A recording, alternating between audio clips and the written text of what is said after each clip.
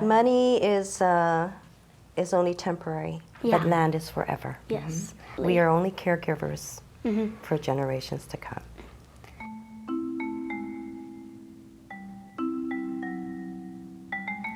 Hafade, Hafade, Nyora. Nyora. Yousafzai. Just Yaduri. Hafade. What is your name? Ava. My name is Isaiah. Quasi Inina. Guausi Amber. Guasi Mama Jill. Oh, Hafade. Hafade. Do you have any idea what we're about, what we do? No. No? Ah. Have you heard of the word activist? Yes. Do you know what an activist is? No. When someone stands up for people or that are not treated right, they are considered an activist. To make things right, that's what they do. Do you know of any activists? Anybody that fought for any kind of rights? Martin Luther King Jr. Okay. He was fighting for equal rights. For who? The black people. I keep thinking of Malala, the young girl who fought for women's rights, and she won the Nobel Peace Prize. Oh. Oh. Where's she from? She's from Pakistan. Rosa Parks. Yes. there What did you Rosa go. Parks do? She wanted to stay in her seat. There you go. Good. She didn't move, right? She didn't budge because she stood for what she believed in, right? So that's kind of what activists do when they believe in something, and when they see that something isn't beneficial to their people, their community, their island. They stand for what they believe in. So what are some of the things that you guys do? Well, in the beginning, actually, I helped protest along with my daughter at the time, was like maybe your age, to fight for our Chamorro lands to go back to our people. Oh, wow, that's really Yes. cool. And I wanted to make sure that our people had some place to stay and some place to be farming, because organic foods is what we are known to do. Yes. And that's much more healthier than all this other stuff. Yeah, much Yes. processed foods, yeah. Right. Military have actually taken a lot of our people's lands. Is that right, to take somebody's land? No. No, right? And so that's what's happening. I've heard about stories where back when we were taken over, that the lands were taken away from us, and they didn't even pay us or anything. They gave us like $1. I remember because my great grandma, her land was taken away, and she never cashed the check because she said that she wasn't going to do it because that was still her land. Exactly. And this is what we fight for things that are unjust. Yeah. And there are other Chamorros that feel the same way and who've done the same thing, because the money that they were offered is not worth What the price of the land. And that's one thing very unique to our people. That's is our that- history. Well, we Yes. are very much connected to our land. Money is only temporary, Yeah. but land is forever. Yes. And Our this is the land connections. you're going to live on, and your children are going to live on. We are only caregivers for generations to come. We also had to face the federal government for landlocking other people, our other Chamorro people that have lands that couldn't get on their lands. So the Chamorro Land Trust is a program, a government, well, now it is, that was part of what we advocated for when Nashon Chamorro was around, when it first started, for Chamorros to have access to land agriculturally. Do you know what that means? Yes. Okay. Like farmland. Yes. Or residential lands. Yeah. So what drove you guys to do this? Well, let's see. I became a mother. And I was concerned about the well-being of my daughters and all my other Chamorro daughters and sons. For Mama Jill Yes. and our concern is also on Guam and the environmental hazards Yes. that comes with the military presence. Yes. So what they're bringing is a lot of this chemicals, but they're not cleaning up their mess. And then that means our people are going to get more sick. And this is what we want to try to stop. It makes me feel sad for the people that are sick. Yes. No one should be able, I mean, no one should have to go through that. As Indigenous people of the islands, it's important that our lands are clean and our waters are clean because we were sustainable people. You know what that means? No. We lived off the land for thousands of years. Yes. And we want the lands clean enough to live off of for the next so many thousands of years from now. After, Yes. when you have kids, or when your kids have kids. You would like that, right? Yeah. We have to take care, and we have to be more aware of And the- also help each other take care with our environments. Because really, when you get to my age, the world is very, very small.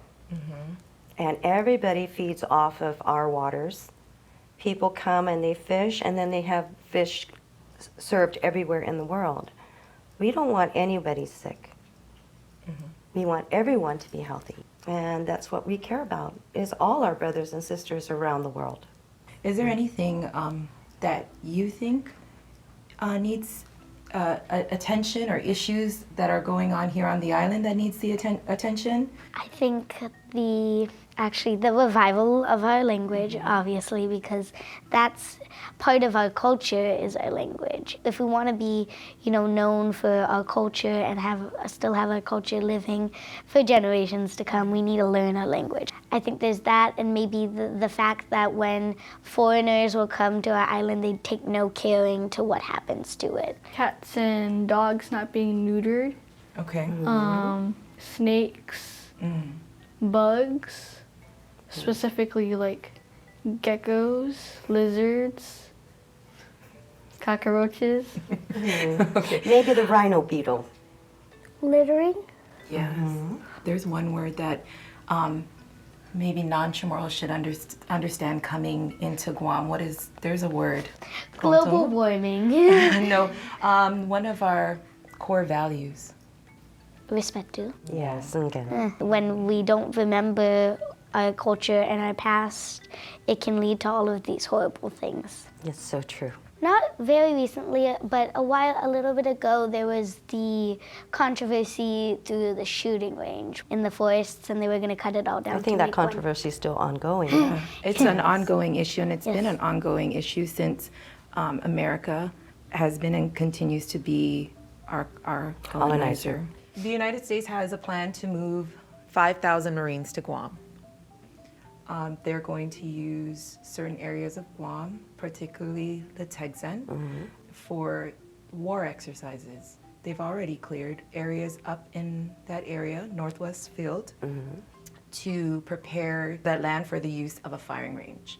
Oh, so that's why whenever I go, a lot of trees are cut down. Yes. And there's a lot of signs saying notice to rezone. Yes. Yes, and that's because they're clearing all of our indigenous jungles. In one of the caves are I think it's the star calendar. Our star calendar And that won't be able to be accessible to To you anyone. or in the rest of the island. They most recently found an ancient village that will be disrupted by the firing range. Our limestone forests will be disrupted. Our fanihis, our fadeng tree, and not just on the land surface, but further out into the ocean. yes. What they consider the red zone. People who own the land below the field where they're going to build will not have access to their ancestral lands, which is Litekyan, which is Ritidian Point. And Litekyan actually belongs to a friend of mine's family, very close. Must be And hard, just very hard. having people fight over Exactly. their land. Being raised on an area like that, beautiful, always fishing when you want, and oh my God, Definitely. that's paradise. It is. But then when somebody takes it away, it breaks everyone's heart. It does. It's not something that they're going to use just for a couple of years and give back. We don't know how long they'll use it for. Right.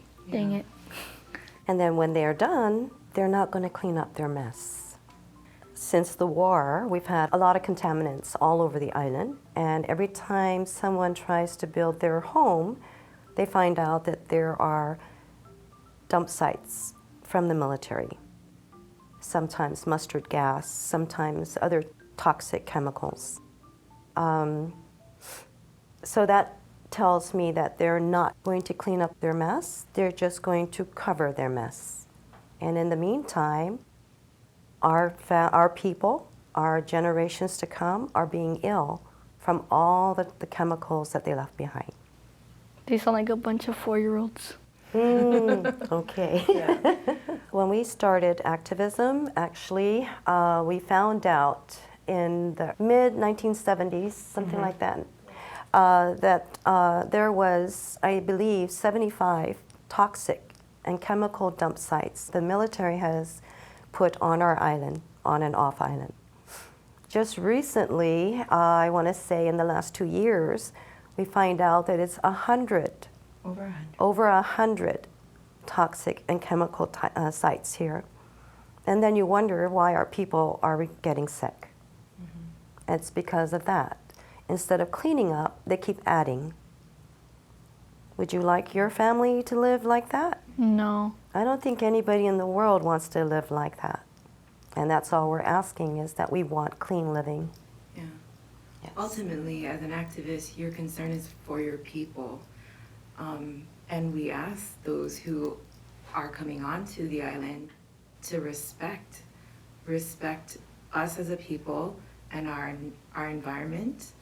And that's what we advocate for. Yes. No more contamination. Yes. But not just on Guam, all over the Pacific. All over the world, actually. Yeah. So what do you think about all of that? I think it's unfair. Technically, we should have the right to say no.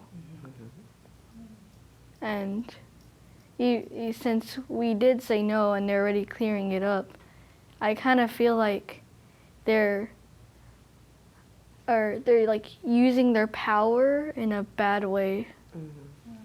And like just using it for what they need without like just what they need and not what we need, because now we can't enter the forest because it's just going to be their property, which originally was ours and our ancestors. First of all, they've already taken most of our land. Yes. And honestly, this is still our land.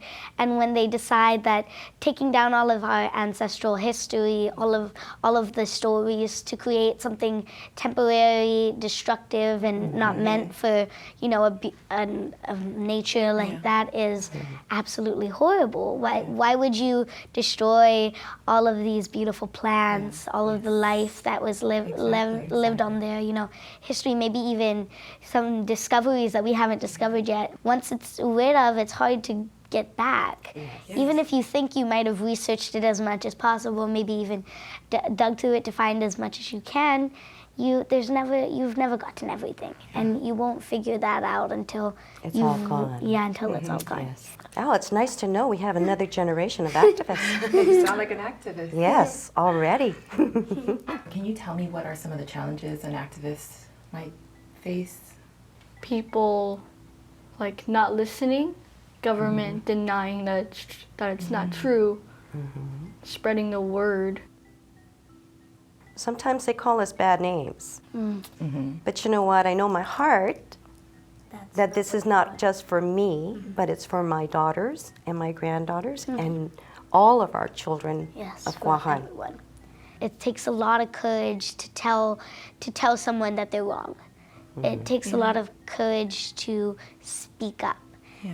And it's hard, it is. I think as activists, it's not about telling people what's right or what's wrong. I think what we encourage the most is you ask the questions. Ask the questions, If you find if there's an do the issue, research. Find out why these are not right. Educate yourself on what's going on. You have to know why you're speaking up. Definitely.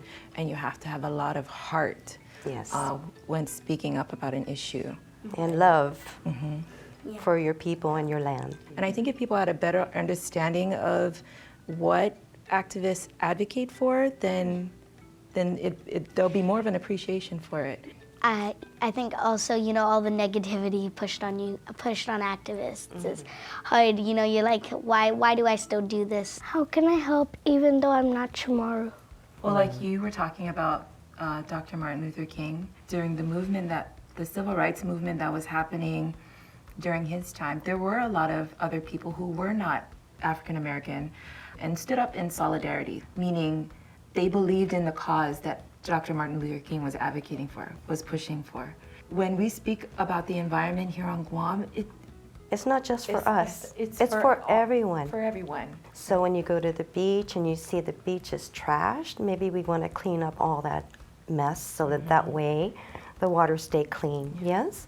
And I think we need to remind our people too to keep our island clean. Any small thing you can do is always helpful for everyone. What are some ways you think we could spread the word?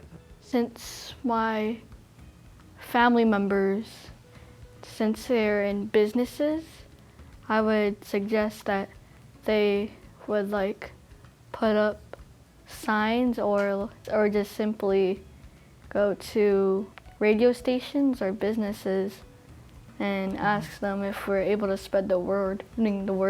Do you think activism is important, or the work of activists is Yes. important? Why is that important? So it can spread the word that everyone needs to join and help. Without activists, we are like blind. We don't know what's happening.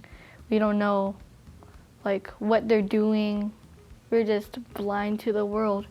Without activism, nobody will be able to speak up and say, that's not right, we shouldn't do that.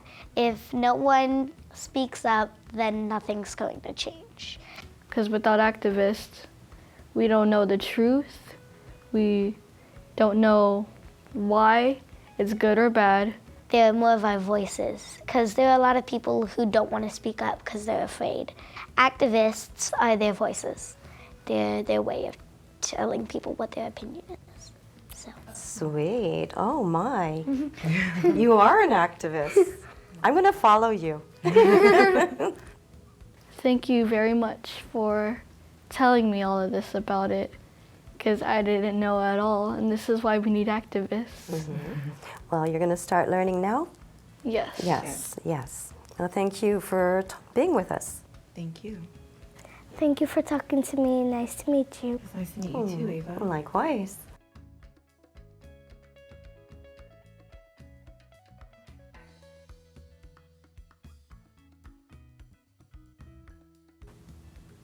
For more content like this, subscribe to Nihi Kids on YouTube.